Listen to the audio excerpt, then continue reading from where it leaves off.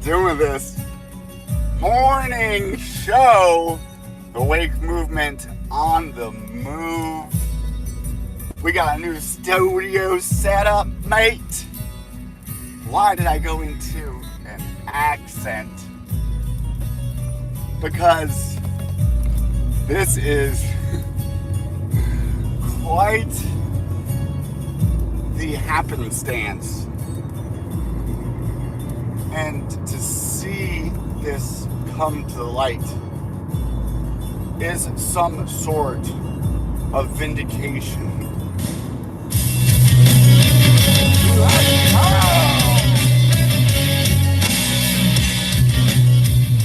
ADL's response to David Chappelle's Saturday Night Live monologue.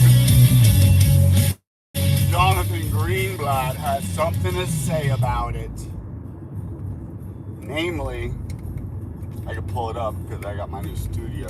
I'm at a stoplight, so I don't recommend being on your phone working while you're traveling through the universe.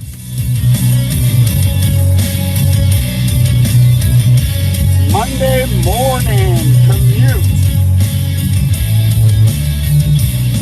Quote, the official quote from Jonathan Greenblatt. I like to change this song. I want a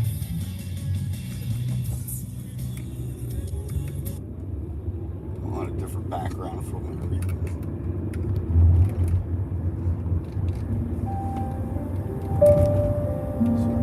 Some classical music. Jonathan Greenblatt from the ADL. We shouldn't expect at Dave Chappelle to serve as society's moral compass. First sentence. Let's dive in. First off, that sounds like that is putting the morality of Dave Chappelle's character into question, even demeaning it, that he shouldn't be somebody to talk on morals, morality, ethics. Or you could pull that and say, well, perhaps it was just saying that as members of society, as human beings, we shouldn't look to celebrities or comedians or anybody to be a beacon of light on the hill, to shine forth out of Jerusalem, the word coming forth from Zion. You see how Christianity is the biggest hindrance, and that story of Moses and Joseph and Jesus is woven through the very fabric of Europeans, therefore America, South America, when it's so crucial to come to the realization that it's all fiction. Within it, some spiritual meanings when it's taken allegorically. All right, there's a little bit of a divergence from the first sentence because the story is that they are the person who circumscribes the world with their moral compass. And the Masons hold up the square. Another Abrahamic riddled the phenomena, social construct. the masons of the Temple of Solomon. The people in question, under focus, that Jonathan Greenblatt represents, have a religious narrative that has theologically conquered half of the world. And therefore, according to the common teaching of what's to happen in the age of Moshiach, the Aquarian age that we're stepping into, the new age, the age of the Messiah, Ben David, as opposed to the Messiah Ben Joseph, which is the suffering servant. David, the one who comes to rule as the Lion of Judah, which is the good astral myth for the constellation Leo, opposite of Aquarius.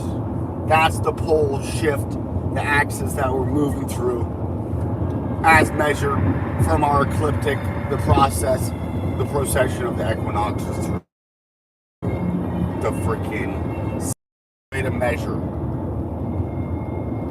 Such is the square and the compass. The Grand Master Architect.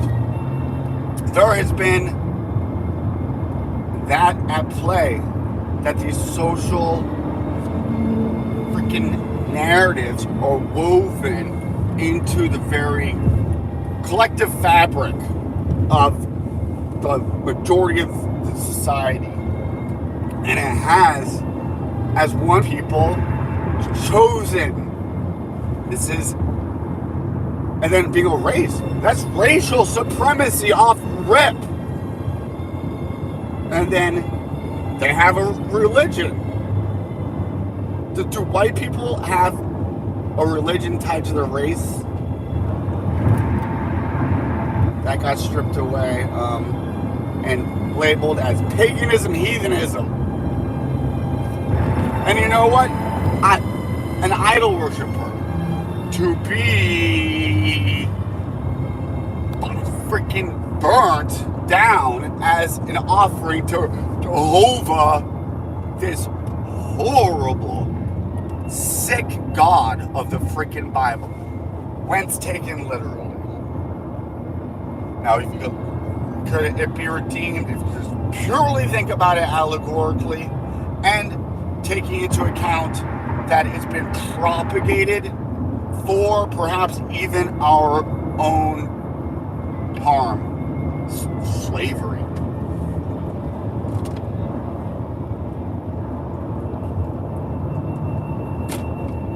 Christianity, say it again, it's so important, is what props up Judaism for reinforcing its narrative that's given to us from the word go. Then we have it being used again. It still says that they were chosen. Once chosen, I don't know, and then not chosen. That's the theological debate. But they're the heroes of the majority of the Bible because they're the ones who wrote it. Holy shoot! Aren't you gonna? But yeah, it's a good plan, kind of, because what they also did is, and this really went into effect when Christianity took over Rome as its official religion. But that really started not from Constantine. It just kicked in an extra mode. It got brought in with Flavians. And they'll try to say that the Flavian Titus and Vespasian dynasty that was created, that's where Rome created Christianity for the purpose of having them adhere to the emperor as the rightfully appointed ruler, because the emperor fulfills the role of King David, the conquering anyone, pasting themselves onto the Jewish tradition and to help to get the Jews to get along with the Romans all right. And this is also against the backdrop of the Greeks not wanting to get taken over, not liking being taken over by Rome. So we have the Jews in Alexandria, where they have that museum with all of the tech scholars and who know the mystical secret meanings of these things, not which was given to the vulgar of Rome, who just got the exoteric teaching to control them. So, using Greek, these Hellenized Jewish people came up with Christianity to subvert them, theologically conquer them, and then actually physically, because this just goes to the Roman Empire fell shortly after it adopted Christianity as its official religion. Just going to prove that the Romans didn't invent it to get you to worship the emperor. Why would it? Christ is king. A Jewish man God, Messiah figure, is the God of the pagan world. That's how it all got conquered. And you will see throughout history, we have the Sephardic Jewish tradition. I think is more attached to those Alexandrians, Hellenized Jews in Egypt, from like Philo of Alexandria, and Josephus, Flavius Josephus, was adopted into the Flavian dynasty as a Jewish scribe and historian who just created the history of the Jews by Josephus Flavius, was used to prop up the emperor some, because that's who commissioned it. And he so loved Josephus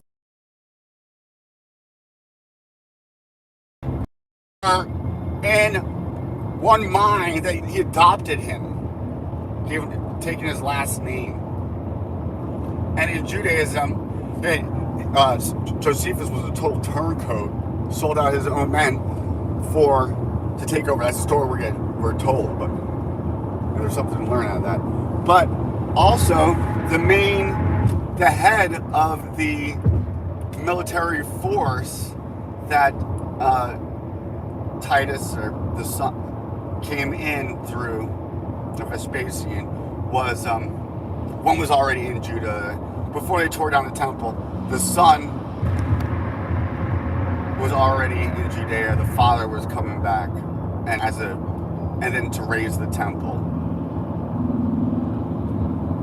And so, hang in there. I know this is important. So,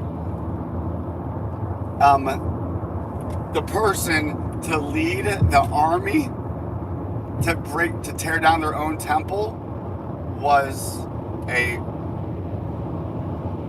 Jew, somebody from the Jewish people.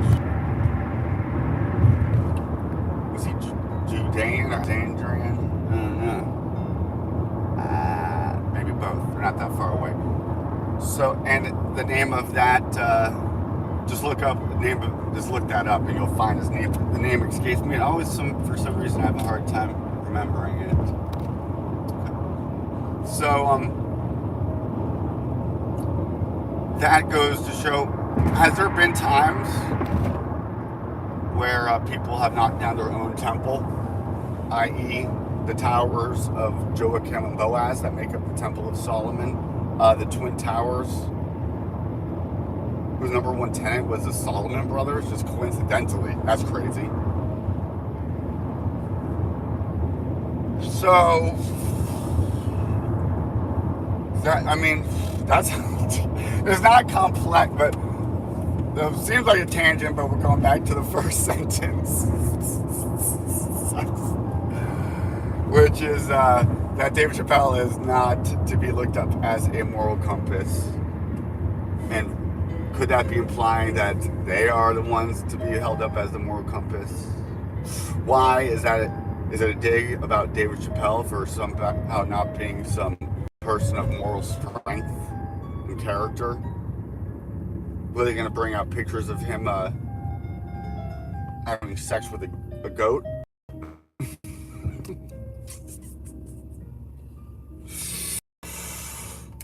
Do they not try to get celebrities to always be the mouthpiece of some cause? Because why? They have more followers than residents of the town of state of America, whatever. So yeah, courting the favor of celebrities. Let's look at it. I don't have to explain that and how that's done and how important that is to shape the social narrative. And now you got one going off the yard. He's out in the field. He's getting loud out there. Let's send out the porch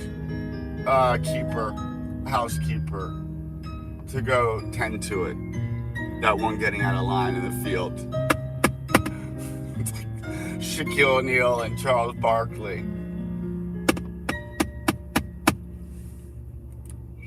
So, the next sentence is, but disturbing to see NBC, SNL not just normalize.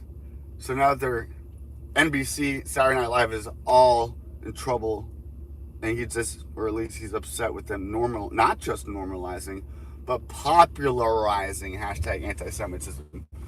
First of all, the Lorne Michaels, real last name Michaels, who was Jewish, who was Tom Cruise when he was dressed up as like a movie film executive. Got disconnected. So and we're back. And so here is, we got disconnected for a second. I'm out in the boondocks a little bit. So we have not just NBC, so they're calling for censorship and criticizing NBC for what Dave Chappelle said, going against our First Amendment right. ADL is the biggest mothership of the censorship. If you look who is behind a lot of our censorship, it is about this, the people in focus, and not just normalizing it, but popularizing it. Why are Jewish sensitivities denied or diminished at almost every turn?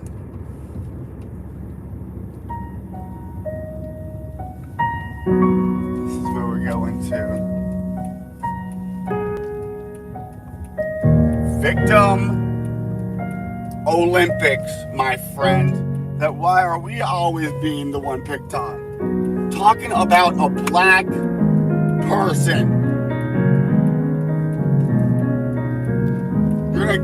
Are we trying to compare whose suffering was worse? The Europeans are not without it either, nor the Native Americans the least. If we keep on going on like this, it's ridiculous. But to see who is abusing that and using that victim card,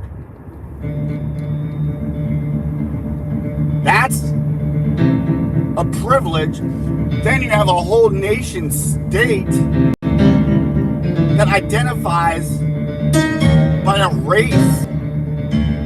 You have more recognition as a human if you are from the race, and then a religion attached to it that promotes racial supremacy.